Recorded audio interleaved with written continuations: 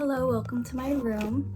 Um, I don't like YouTube videos that are too overly edited or just too overly advice, because when I watch YouTube videos, I really like for it to be easy listening and like it sounds like a conversation with a friend, or just because recently I've been scrolling through YouTube and it's full of things that are like you need to do this, you need to do that, or I don't even watch videos like this, but it was something like the art of being charismatic. And I remember when I was younger, I would always try to watch videos like that in an attempt to change my personality, or like fix my personality and say, how can people like me more, or what can I do better? So but more than that, I don't think anyone will watch this video, so this is more of a thing for me. Hi. So I want to show you my room, because my room is my favorite part of the house, because I like how warm and bright it is. I love my drawers that are a little open, my overflowing laundry. I love specifically this portion of my room. My friends got me a bunch of candles for my birthday, so I loved this candle from Izzy. This one's really cool because it has an LED lamp, and this one I just lit for this video. It's a lychee martini, really cute. This is me, that's you. That's my desk that I don't use. I love this. The light on my bed through the windows, and my beautiful prayer board, my travel board in Christ. I love my white and pink thing, and my boyfriend just got me some pink roses. I'm also not very good at editing, so I don't think I'll edit this video at all. But I wanted to make a video regarding my thoughts on, oh my gosh, I can't do it over here.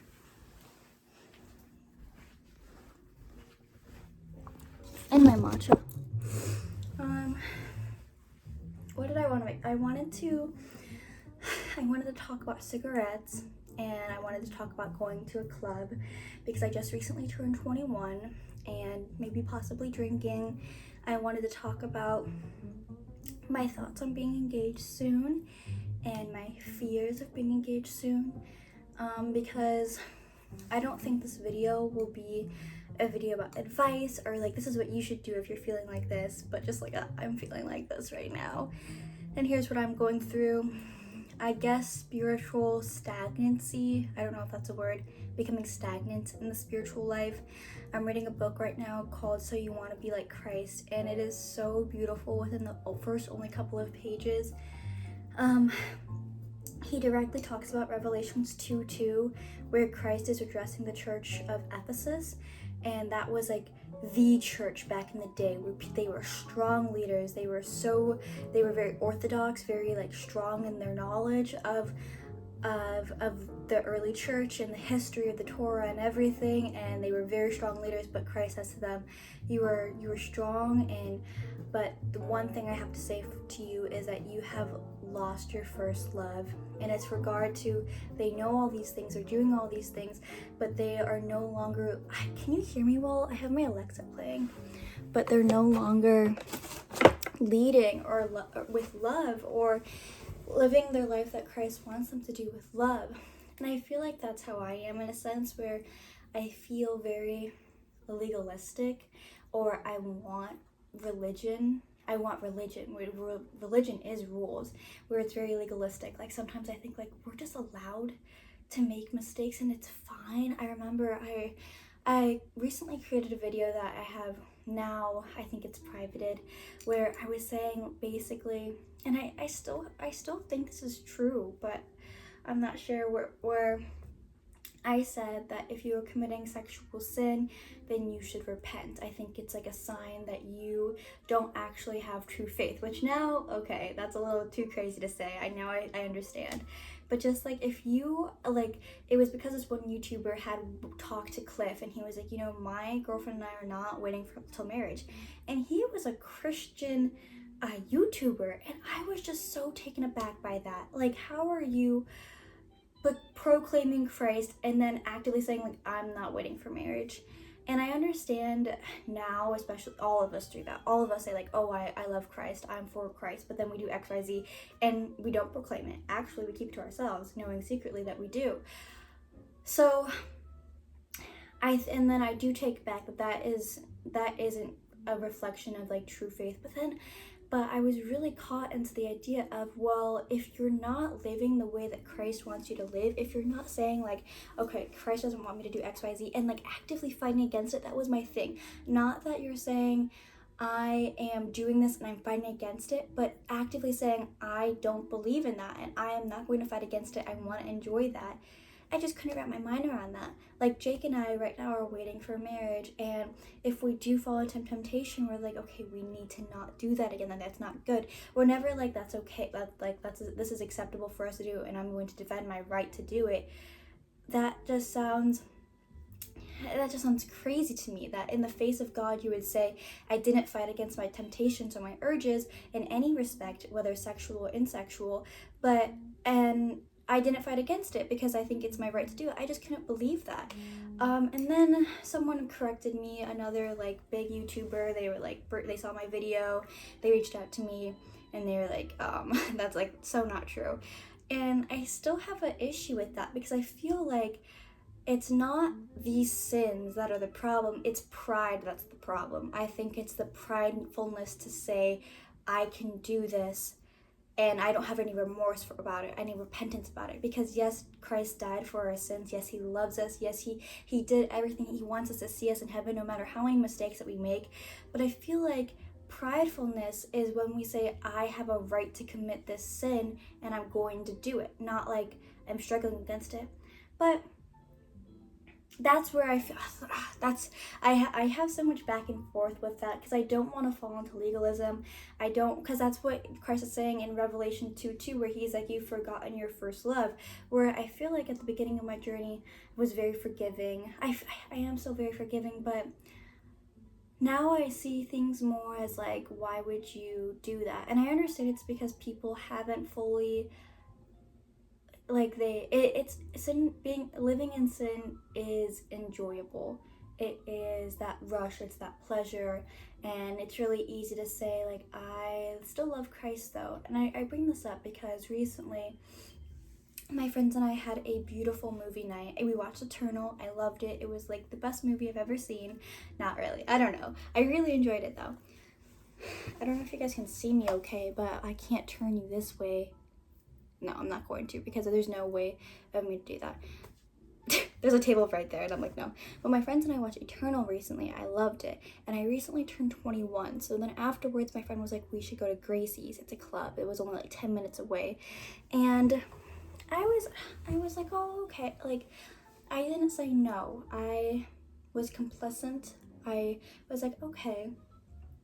And immediately, I didn't want to, but I still was like, oh, like for the experience. I didn't get a hard drink. I got like a seltzer, which is like 4% alcohol, because I didn't really want to. But I was very grossed out by all of it. I did not like the type of people that were there, and I feel very guilty in my heart for that, because the whole time I was thinking, like, these people are so lost. But then I was there too, so I'm hypocritical.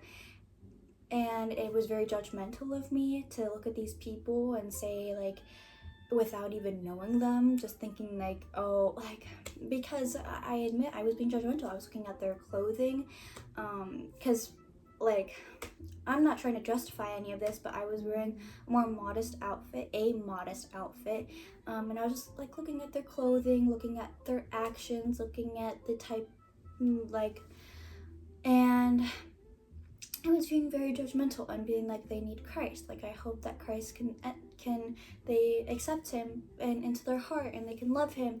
And I just felt really gross being in that environment. And I didn't like, I'm sure my friend will watch this video. I want to talk to her about this too. Should I say this on this video then? Yeah, I was like taken aback that my friend liked that environment. I was like, what the heck? Like, does this not seem, but my friend is so loving that she was like talking to people about Christ there, and then I was thinking like, should we? But then I was like, should we like? We weren't going there to talk about the gospel, and we also weren't. My friend, beautiful friend, like gorgeous heart, like she wasn't going there to get drunk or anything. She was going there because like she loves fun environments. She's a very fun loving girl. So then I felt guilty for that. I was like, my friend, like how could she like environments like this? But then I was like, Christ liked environments like this. Well, not, he didn't for the party, but he went there to like, he loved people, to show people love. And my friend was going there for kind of the same reason. She wasn't going there to get drunk, but she was going there to enjoy herself, and she did. She shared the gospel. She just had a good time. And but then I think at the end of the day, just for me personally, my friend, I think she did a great job. Like from a Christian perspective, I don't know. I just turned 21. I don't know. I think she was fine. She didn't do anything bad, and I didn't do anything, like, not like I'm being like, oh, like I'm better than you in any way, but I'm just trying to process it, like, is that okay for us as Christians to do? That's what I'm trying to say. Not like, oh, my friend, like, is she bad? No, just in general. And I guess it is, like, it's your heart posture. But what I'm trying to say is I'm so legalistic that I think like, no, like that's not okay. Like why would you want to be in that environment? Why would you want to be with those people? Like you should be loving those people, and you can hang out with them outside of like bar experiences, but why would you want to go to a bar? But then I think back to like my experience and my lovely friend, and like heart posture and what Christ really sees, and I'm like, well, uh and I'm like, well, sorry, I got distracted by a book right behind you.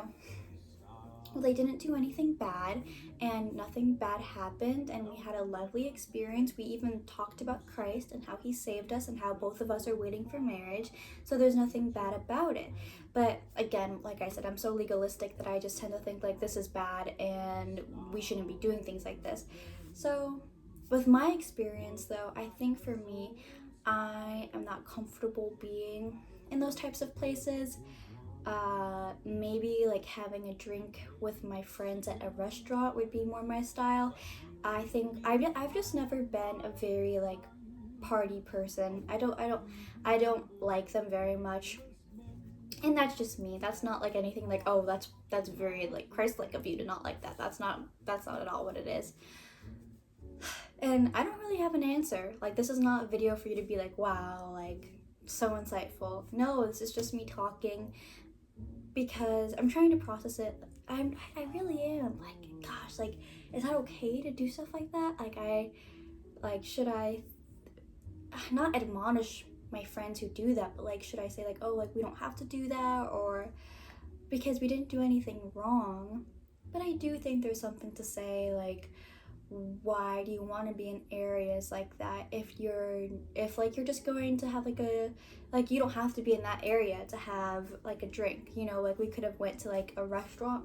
It was 2 a.m. We couldn't. It's so I don't know. I love my friend very much, and she's like one of the most Christ-like people that I know, but it did scare me, just for me personally. I didn't like being there. Something else too that I'm ashamed to admit is that ever since I came back from Guatemala, I shared a cigarette with a friend in Guatemala, multiple, and I enjoyed it. I thought it was like one of those memories that sticks with you for the rest of your life, where we were coming out with, and this is so bad, we were coming out of a restaurant and like on the streets of Guatemala, on the cobblestone roads, because it was in the city of Antigua, and I had gave this woman 100 quetzales. I didn't want her cigarettes, but I was just like, oh, like you're on the street at night, you have your children with you. I gave her 100 quetzales, and then my friends were like, oh, like can we get a cigarette with that money that you got her? And I was like, oh yeah, of course. And then my friend handed me a cigarette as well, and I just thought it was like so romantic and fun to smoke a cigarette in a foreign city with friends and be laughing. And after that, I was like, oh, like I shouldn't be doing this. Like I know, like it's not a sin. Like in the Bible, it doesn't say it's a sin. But I was like, well, this is the temple of the Holy Spirit. Its science shows that it is cancer causing. Why would I do anything to risk my health? But then like recently, I actually, for my friend's birthday, one of my friends is okay with smoking cigarettes, so, and she recently talked about how she wanted Virginia Slims, or like both of us talked about that because they are like tinier, there's not that much, like, I don't know, it's tiny than a regular cigarette. And just saying like, and so I got them for her birthday, and then when we were out, I was like, oh my gosh, like I have these, and so then I did share one. I had no enjoyment smoking it. I did not like it. I don't like vapes. I don't like getting excessively drunk, and I thought I would enjoy a cigarette in that, like sharing it with a friend, being very romantic, but I didn't like it. And then I was like, and I feel so like, it's so easy to fall into worldly ways if you're not constantly guarding yourself, because you just think like, oh, it's just like a cigarette to share with a friend. Like it's just like a fun thing, but it's not a fun thing. And also I didn't even like it. Like it's not like I was like, oh, God, I need this. Like it was fine. Made me cough. I think this is a very honest conversation. I hope that no one watching this judges me immensely.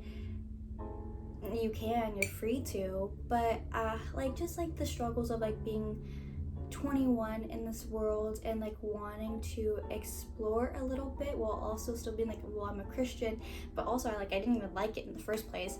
Did not like going to that club. Made me feel very dirty. Love to those people though. I hope they all have beautiful, wonderful lives. And it doesn't define them. I was there with them. It doesn't define them in any way whatsoever.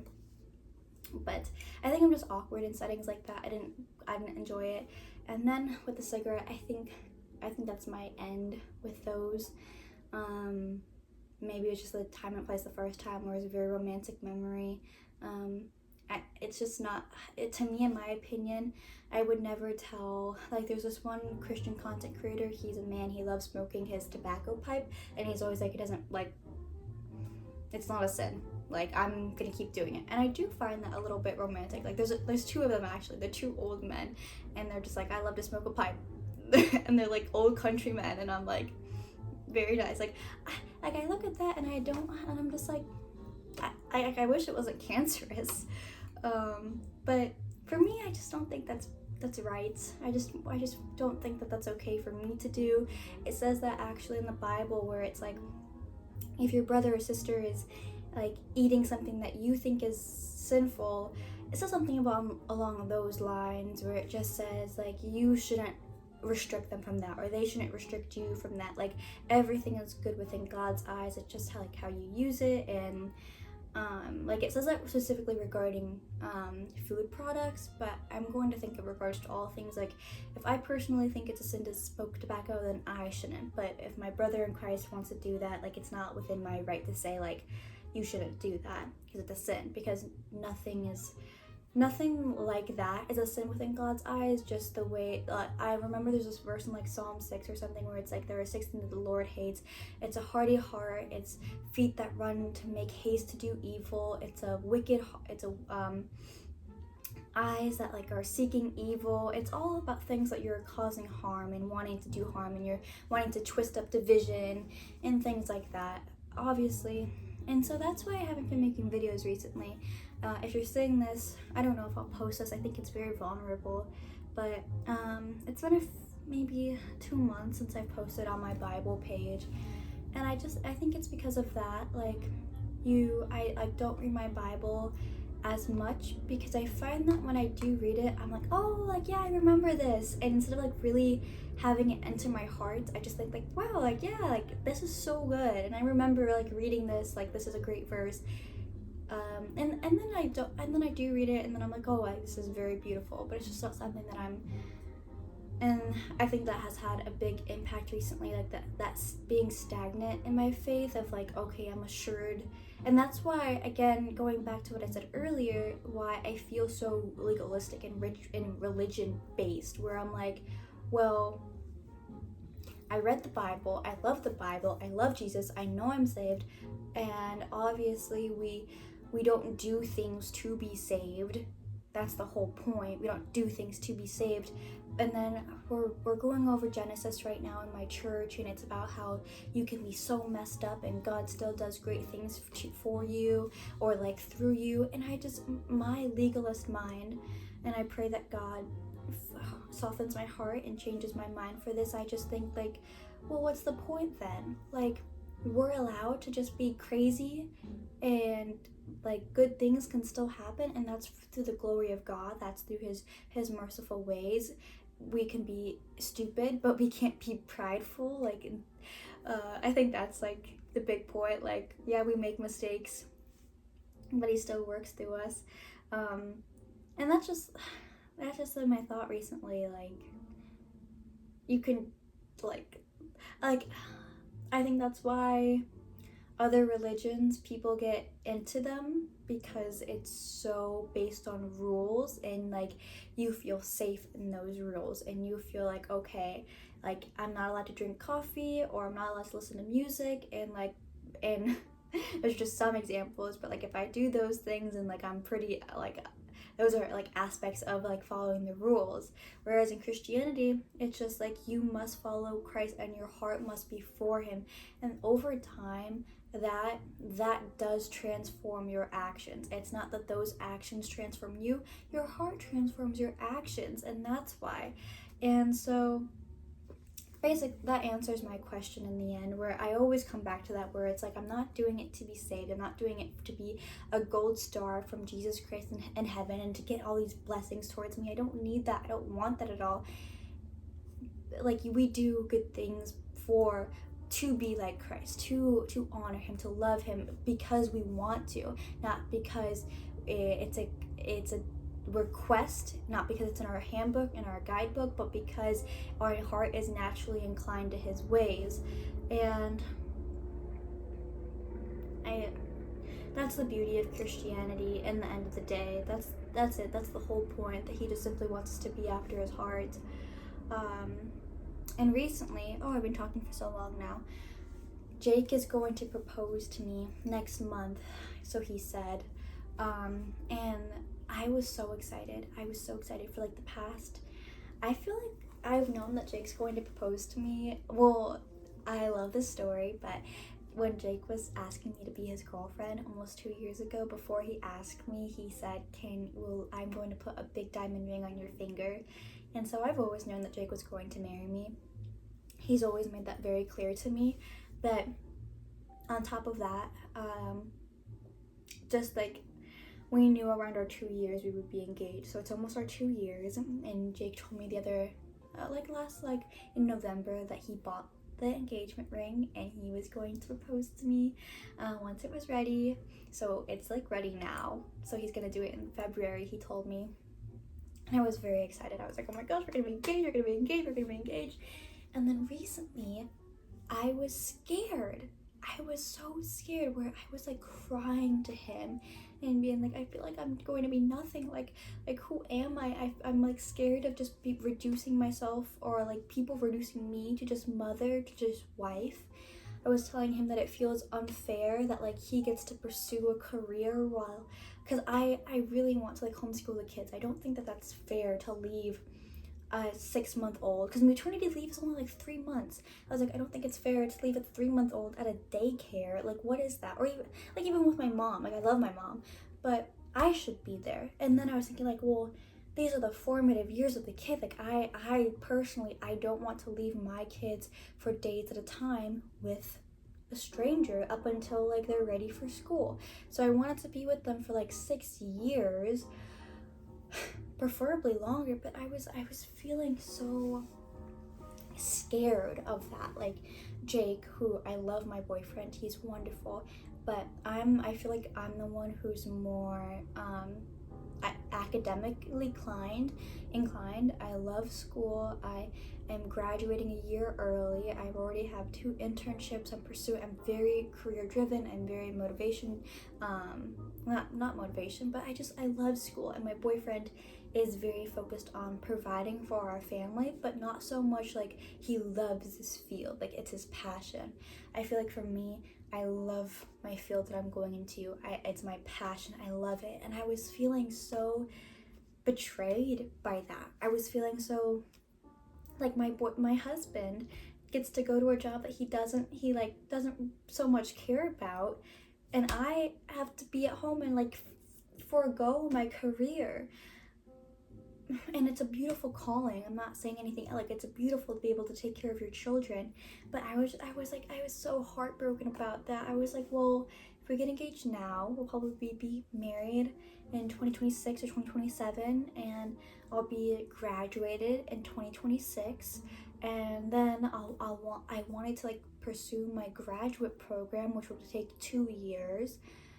So then, but then we wanted children by like year 3, or well, I guess I was over exaggerating, because I'm sure we won't want children by year 2, but I was like, oh, well, we'll want children by the time I'm done with grad school, so when does that ever give me a job to pursue my career, because then I'll be with my kids for the next 6 years. And but Jake is so wonderful, and he's so kind, and he's so perfect, where he fully understood me, and he was like, well, you can work a little bit, like you could if you want to, or you don't have to, you can work as much as you want. And he was like, and when you're older, when you're like in your 40s, you can definitely do a career. And he was just so sweet, but it kind of scared me, and especially with the idea that like I'll just be mom, like my kids won't even think of me as like anything other than just mom. And I feel like you don't escape that unless you're kind of distant from your kids, and you're like, I'm gonna do my own thing, I'm gonna do this, and like you can join me, or like I can tell you about it later. But I feel like being a mom is so much more than being a dad is, and I don't know if that's just because our culture, I don't know if that's like how it's supposed to be, but it feels so much more consuming than being dad. And I was very scared. Thankfully, I'm over that now, where like Jake was like, honey, when we get engaged, we won't even be married for like the next year. Like, honey, when we have kids, like that is like so far away. Like you will always be you. And I talked to my best friend about this too, the girl I was telling you about earlier, because I love this girl. I love her. I was conflicted in my own heart about where we were. But I was telling her, and she was like, I totally get that. Like, she's on her path of getting engaged soon too, and getting married, and she's just like, yeah, like a lot of women feel that way. Like once you become mom, like you can only be mom for like those first couple of months especially. And that's why I feel like I don't want my life to be, I feel like Jesus Christ has given me so many beautiful opportunities in this world, where he is continuously opening doors and doing great things, and that's for all of us. All of us are like that. We just have to take those steps and do it. I don't want my life to just be the main path, to just be the kids and marriage and career. I loved my time in Guatemala. I love doing my study abroad program over there, and I want my life to be filled with more things like that. And what's crazy is that all of the women that I admire are in their 40s, 60s, 50s, and they are doing that right now. My scholarship person, Chris, she has a wonderful life, where she is constantly going to Spain, going to other countries, where she went to Africa recently, where she built water lines, her and her husband. That is just so beautiful, and such the life that I desire and I want, where she is constantly doing so much with her life. And I feel like I'm stuck in that little mindset of like, oh my gosh, I'm 20, like I have to live out my 20s, like, and then I'll just have kids and I'll be over, and I'll have to be a mom. Like, that's not the path. Like, you don't have to, if you don't want that as your path, then don't make it your path. Don't do that then. Like, you're not constricted, you're not constrained. Like, you go live your life, and like bring your kids along with you. Like, gosh, I think that's another thing. Like, people think that things are expensive, or I'm very blessed. I'm very blessed for my life. But there are ways that you can have a very fulfilling vacation or travel very cheaply. And I think that's the way to do it. I don't like luxurious trips or vacations, but I think that's the way to do it. Travel the world cheaply and do it. Don't do the crazy stuff. Have the experiences. So that's what I've been thinking about recently. So far, we've talked about clubs, and we've decided that it's just my personal prerogative. I do not want to be there. I like a good restaurant. Love a restaurant you could have fun with friends. A club, a little scary for me. I did enjoy the dancing. I did think that was very romantic. Dance with a friend. I wish there were balls, like bring back ballrooms. Is that what old people used to do when they were like, oh, we went to the dance? Were they drink? Is that just a bar? I don't know. But bring back those if they weren't just bar based. Like a good dance is fun, but also because I'm I'm in a relationship or I'm getting engaged soon, I feel like it's not right for me to be in a bar. I think that's because my boyfriend does not drink, but I would not like him to be in a bar, and so that was hypocritical of me to be then. But I think that I personally did not like that because for that reason. So I don't know, how am I gonna dance with my friends? I don't know, but we came to the conclusion that I personally did not like it. We talked about cigarettes again. Came to the conclusion, not good for me. I don't like it. But if an old person wants to smoke a tobacco pipe, that is a-okay. We talked about getting engaged and fears, but how those fears aren't real. Like you don't have to live your life like that. Like you don't. Like yeah, you'll be mom, but you're. You don't be scared. Like there's nothing to be scared about. You can make whatever you want out of it. You can do whatever you want. And I think it will be more fulfilling for me. And I can pursue, like, if I want to start like taking on clients as a mother and just do a couple sessions a week, that's perfectly fine too. But if I want to do something else, perfectly fine. Those are all the things that I've been wanting to talk about and get off my chest recently. Because I love journaling, but I want to cultivate my speech more and be able to talk about long subjects with somebody instead of just like writing it down.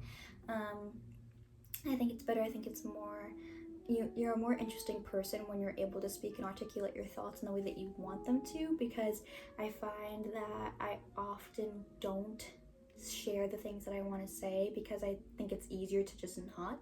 But I do love people that share their opinions and their thoughts. I'm obsessed with people like that, and I don't do that often in conversations unless like I know like the person very well, because I'm just like, hello? She's not in here. That was my dad. Yep. But I think that will be the end of this video. I think I'll upload it and maybe as a time capsule to be like, where were you before you were engaged, before you graduated, before you did everything. See if I go to any more clubs or smoke any blasphemous cigarettes. I will not, because I didn't like it. I thought that was very bad and gross. Not for me. But okay, that will be the end.